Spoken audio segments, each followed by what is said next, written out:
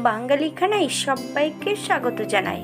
এমন কিছু নতুন রান্না নয়, একদমই সাদামাটা কিন্তু খেতে অসাধারণ। যে কোনো নিরামিষের দিন দুপুরে আপনারা বা রাতে এই রান্নাটা করেই নিতে পারেন ঘরোয়া উপকরণ দিয়ে। তবে আমি আজকে এখানে কিভাবে সবজি রান্না করলাম চলুন সেটা একবার দেখে নেওয়া যাক ভিডিওর মাধ্যমে। আশা করছি আজকের রেসিপিটি আপনাদের পছন্দ হবে।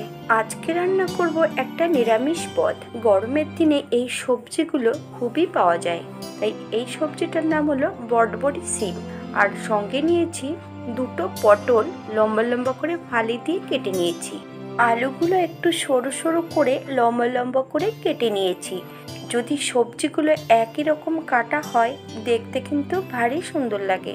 তবে আপনারা আপনাদের পছন্দ মতন সবজিগুলো কেটে নিতে পারেন। একটা কড়াইতে 2 চামচ সর্ষের তেল অ্যাড করতে হবে। ফোড়নে রেখেছি হাফ চামচ কালো জিরে। ফোড়ন থেকে সুগন্ধ বেরোলে পরপর সবজিগুলো অ্যাড করতে হবে। প্রথমে পটল আর বটবটি সিমগুলো অ্যাড করতে হবে।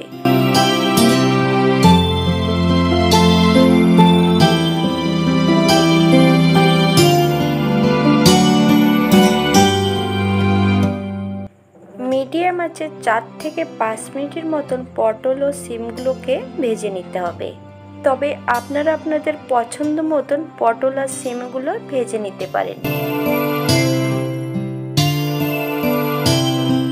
ভিডিওটি যদি ভালো লাগে চ্যানেলটি সাবস্ক্রাইব করবেন, পাশে থাকা বেলটি কিন্তু বাজিয়ে দেবেন, নইলে নিত্য নতুন রান্নার নোটিফিকেশন পাবেন না।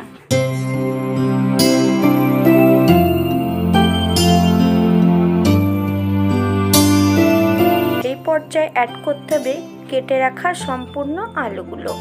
হাফ চামচ নুন, আপনার স্বাদ অনুসারে নুনটা অ্যাড করবেন।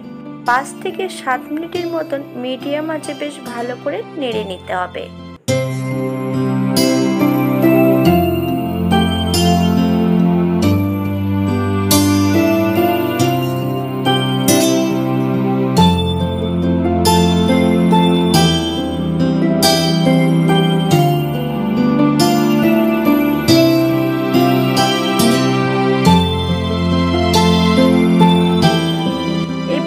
অ্যাড করতে হবে বেশ কিছুটা টমেটো। আমি টমেটোগুলোকে বেশ ছোট ছোট টুকরো করে কেটে নিয়েছি, আর 2-1টা টমেটো আমি গোটাও অ্যাড করেছি।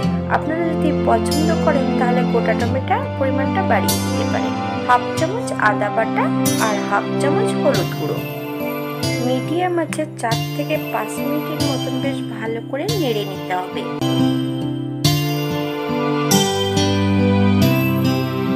এই পর্যায়ে আর কোনো গুঁড়ো মশলা বা বাটা মশলা অ্যাড করব না। আদা বাটাতেই সবজির গন্ধটা দূর হয়ে যাবে। তবে আপনারা যদি পছন্দ করেন তাহলে জিরে ধনে বাটাটা অ্যাড করতে পারেন।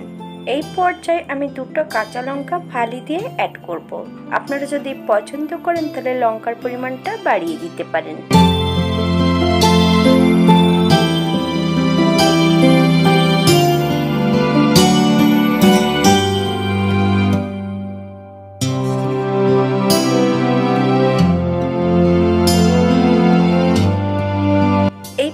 অ্যাড করতে হবে 1 কাপ জল।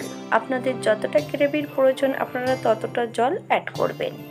এটা কিন্তু খুব পাতলা ঝোল হবে না, একটু শুকনো শুকনো রান্নাটা হবে। আপনারা সেই বুঝে কিন্তু জল অ্যাড করবেন। হালকা হাতে একটু নেড়ে চেড়ে মিশিয়ে দিতে হবে। 5 থেকে 7 মিনিটের জন্য ঢাকা দিয়ে রেখে দেবো, যাতে আলু সবজিগুলো একটু সেদ্ধ হয়ে যায়।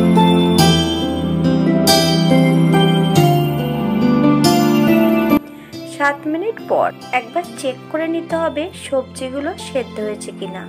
এই পর্যায়ে 2 চামচ পোস্ত বাটা অ্যাড করব। আপনারা যদি পছন্দ করেন তাহলে পরিমাণে বাড়িয়ে দিতে পারেন। পোস্ত বাটা ও সবজির সঙ্গে হালকা হাতে বেশ ভালো করে নেড়েচেড়ে মিশিয়ে দিতে হবে। এই পর্যায়ে অ্যাড করব 2 চামচ চিনি। আপনারা যদি পছন্দ করেন তাহলে পরিমাণে বাড়িয়ে দিতে পারেন। মিডিয়াম আঁচে 2 থেকে 3 মিনিটের মতন ফুটিয়ে নিতে হবে, যাতে চিনির কাঁচা গন্ধটা না থাকে।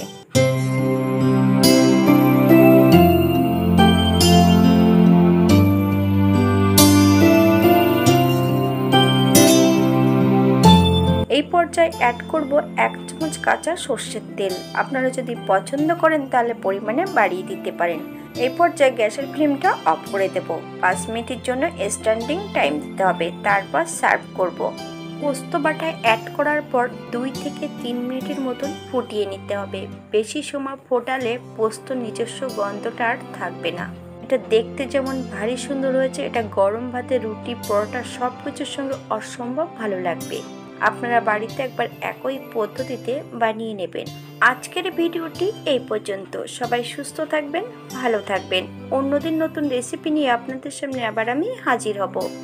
নতুন ও পুরনো সকল বন্ধুদের অসংখ্য ধন্যবাদ ভিডিওটি দেখার জন্য।